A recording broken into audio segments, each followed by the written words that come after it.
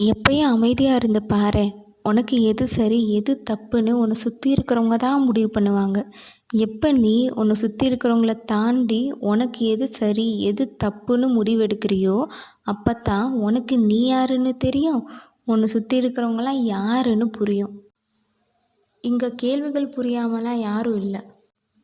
எங்கே தங்களோட பதில்களை மற்றவங்களுக்கு புரிய வைக்க விடாமல் போயிருமோ அப்படின்ற காரணத்தாலும், மற்றவங்கலாம் புரிஞ்சுக்க மாட்டிக்கிறாங்கன்ற காரணத்தாலும், சில பேர் புரிஞ்சாலும் புரியாத மாதிரி நடிக்கிறாங்கன்ற காரணத்தாலும் தான் கேள்விகளுக்கு பதில் சொல்லாமல் மௌனமாக கடந்து போகிறதே.